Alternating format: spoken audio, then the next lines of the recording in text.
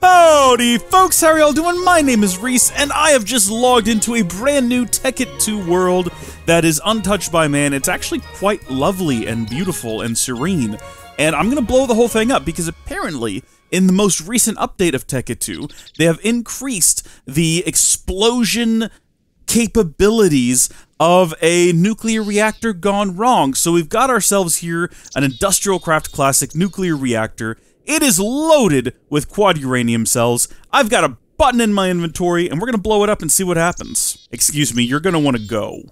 You're gonna want to get out of here. This is not somewhere you're gonna want to be here in a few moments. All right, I just wanted to let you know.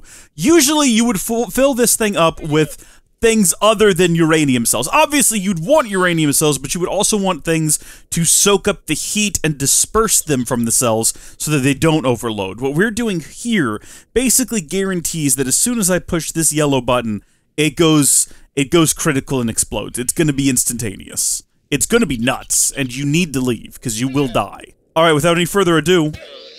Okay, well, everyone died, and the... the parts of the chamber came off, and the computer has ramped up. Oh my gosh. I think I... Oh! Oh yeah. Oh yeah. Okay then. Let's go ahead and pull back and look. The world still hasn't quite caught up. Oh my gosh. Oh. Oh, that went so much further than I thought it would. I mean, sure, I expected the crater. What I didn't expect was how... Oh my gosh. Oh my gosh.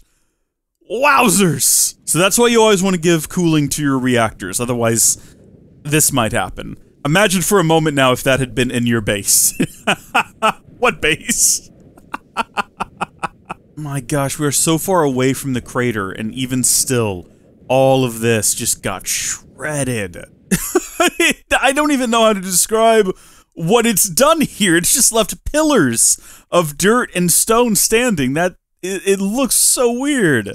Now, before we go, I wanted to do that one more time, but this time taking some precautions. This is Industrial Craft Classic reinforced glass. They make regular reinforced glass, clear reinforced glass, as well as these reinforced blocks. So I did a 2-layer thick of the reinforced glass. We're going to seal ourselves inside of here, and then we're going to activate the reactor, which is again filled with quad uranium cells, and we're going to see what the difference is. So immediately it has detonated. We can tell because these objects have fallen to the ground, and were we surrounded by woodland creatures, they would all be dead now. We might have heard their death screams.